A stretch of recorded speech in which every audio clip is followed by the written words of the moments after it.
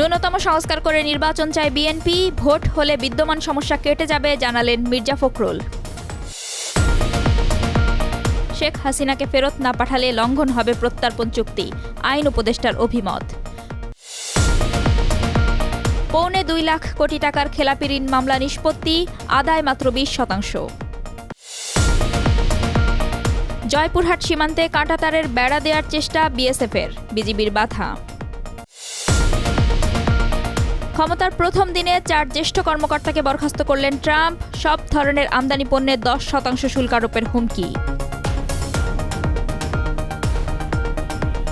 দর্শক, আমন্ত্রণ TBS news of the ডেতে, সঙ্গে আছি আমি রুকাইয়া জহির। এতক্ষণ দেখছিলেন শিরোনাম, এবার বিস্তারিত।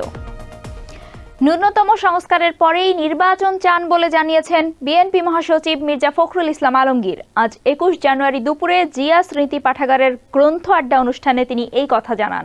মির্জা ফখরুল ইসলাম আলমগীর বলেন, আমাকে অনেকে ভুল বুঝে যে আপনি এত নির্বাচন করেন কেন। হ্যাঁ, আমাকে, বিশেষ করে ছাত্ররা তো বলেই। এখানে নির্বাচন বলার কারণটা হচ্ছে একটাই, আমরা বিশ্বাস করি, আমি জানি এই বিষয়ে ভুল কিনা, যে কোনো নির্বাচিত সরকার কিন্তু অনির্বাচিত সরকারের চেয়ে ভালো। আমার অ্যাক্সেস থাকে, আমি যেতে পারি, কথা বলতে পারি। এখন আমার সেই জায়গাটা নেই। জাতীয় প্রেস ক্লাবের তফাজ্জল হোসেন মানিক মিয়া হলে জিয়া স্মৃতি পাঠাগারের উদ্যোগে শহীদ জিয়াউর রহমানের 89তম জন্মবার্ষিকী এবং জিয়া স্মৃতি পাঠাগারের 12তম প্রতিষ্ঠাবার্ষিকী উপলক্ষে এই আলোচনা সভা হয়। তিনি আরও বলেন, এখনই নির্বাচন করে ফেলতে হবে আমরা তা তো বলছি না, ন্যূনতম যে সংস্কারটা সেটা করে নিয়ে নির্বাচন করলে সমস্যাগুলো অনেকটা সমাধান হবে। প্রত্যর্পণ চুক্তি থাকার পরেও ভারত শেখ হাসিনাকে ফেরত না দিলে তা চুক্তির লঙ্ঘন হবে বলে জানিয়েছেন আইন, বিচার ও সংসদ বিষয়ক উপদেষ্টা আসিফ নজরুল। সমসাময়িক বিষয় নিয়ে আজ 21 জানুয়ারি সচিবালয়ে এক সংবাদ সম্মেলনে সাংবাদিকদের প্রশ্নের জবাবে তিনি একথা বলেন।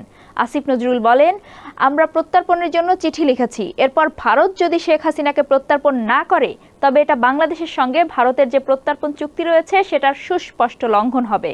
সেই ব্যাপারে আমরা বিশ্ব সমাজে পদক্ষেপ নেব। আইন উপদেষ্টা জানান, আওয়ামী লীগ সরকারের আমলে সাইবার নিরাপত্তা আইনে হওয়া সব মামলা প্রত্যাহার করা হবে। তিনি বলেন, বিগত সরকারের সময়ে বাক স্বাধীনতাকে কেন্দ্র করে 332টি মামলা হয়েছিল, যা বিচারাধীন। এসব মামলার মধ্যে 113টি মামলা আগামী 2 সপ্তাহের মধ্যে প্রত্যাহার করা হবে। 2024 সালের জুন পর্যন্ত দেশে বিভিন্ন আদালতের মাধ্যমে 1,77,000 কোটি টাকার খেলাপি ঋণের মামলা নিষ্পত্তি হয়েছে। এর মাধ্যমে আদায় হয়েছে 35,780 কোটি টাকা, যা মোট পরিমাণের মাত্র 20%। বাংলাদেশ ব্যাংকের প্রতিবেদন সূত্রে এই তথ্য জানা গেছে। এতে উল্লেখ করা হয়েছে, খেলাপি মামলার নিষ্পত্তির বিপরীতে সবচেয়ে কম আদায় হয়েছে রাষ্ট্রায়ত্ত ব্যাংকগুলোতে। 1,05,000 কোটি টাকা খেলাপির বিপরীতে আদায় হয়েছে মাত্র 17.46%। বেসরকারি ব্যাংকগুলোর 65,056 কোটি টাকা খেলাপি ঋণের মামলায় আদায় হয়েছে 15,266 কোটি টাকা। আর বিশেষায়িত ব্যাংকের 4,738 কোটি টাকা খেলাপি মামলায় আদায় হয়েছে 1,775 কোটি টাকা। জয়পুরহাটের পাঁচবিবি উপজেলার পূর্ব উচনা ঘোনাপাড়া সীমান্তে আন্তর্জাতিক আইন লঙ্ঘন করে কাঁটাতারের বেড়া নির্মাণের চেষ্টা করেছে ভারতীয় সীমান্তরক্ষী বাহিনী বা বিএসএফ।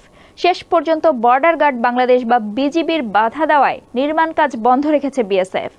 আজ 21 ফেব্রুয়ারি ভোর থেকে সীমান্তের শূন্য রেখার মাত্র 20 গজ ভেতরে এই কাঁটাতারের বেড়া নির্মাণের চেষ্টা করা হয়। আন্তর্জাতিক সীমান্ত আইন অনুযায়ী সীমান্তের শূন্য রেখা থেকে 150 গজ বাইরে কাঁটাতারের বেড়া নির্মাণ করতে হবে। তবে আইন লঙ্ঘন করে কাঁটাতারের বেড়া নির্মাণের চেষ্টা করেছিল বিএসএফ। এ ঘটনায় বিজিবির পক্ষ থেকে পতাকা বৈঠকের আহ্বান জানানো হয়েছে। জয়পুরহাট ব্যাটালিয়নের 20 বিজিবির অধিনায়ক লেফটেন্যান্ট কর্নেল নাহিদ নওয়াজ বলেন, বিএসএফ কাজ বন্ধ রেখেছে। এ বিষয়টি নিয়ে বিজিবি বিএসএফ এর কোম্পানি কমান্ডার পর্যায়ে পতাকা বৈঠক ডাকা হয়েছে। ক্ষমতা গ্রহণের প্রথম দিনই যুক্তরাষ্ট্র সরকারের 4 জন জ্যেষ্ঠ কর্মকর্তাকে বরখাস্ত করেছেন নতুন মার্কিন প্রেসিডেন্ট ডোনাল্ড ট্রাম্প। অভিষেকের পর ট্রাম্প তার ট্রুথ সোশ্যাল নামের সামাজিক যোগাযোগ মাধ্যমে দেওয়া প্রথম পোস্টে নিজেই এই তথ্য জানিয়েছেন। একই পোস্টে তিনি আরও হাজারো কর্মকর্তাকে বরখাস্তের হুমকি দিয়েছেন। এদিকে যুক্তরাষ্ট্রের শিল্পোৎপাদন খাতকে অগ্রাধিকার দেওয়ার প্রতিশ্রুতির অংশ হিসেবে আমদানি পণ্যের উপর ব্যাপক শুল্ক আরোপের আশ্বাস দিয়েছেন ট্রাম্প। প্রথম মেয়াদে প্রেসিডেন্ট থাকাকালে চীন সহ বিভিন্ন দেশের আমদানি পণ্যের উপর শুল্ক আরোপ করেছিলেন ট্রাম্প। জো বাইডেন ক্ষমতায় আসার পর সেটি বজায় রেখেছিলেন। তবে এবার ট্রাম্প সব ধরনের আমদানি পণ্যে 10% শুল্ক আরোপের আশ্বাস দিয়েছেন। এর মধ্যে কানাডা ও মেক্সিকোর পণ্যের উপর 25% এবং চীনের পণ্যের উপর 60% শুল্ক আরোপ করা হতে পারে। দর্শক, এ ছিল আজকের নিউজ অব দ্য ডেতে। এতক্ষণ সঙ্গে থাকার জন্য ধন্যবাদ।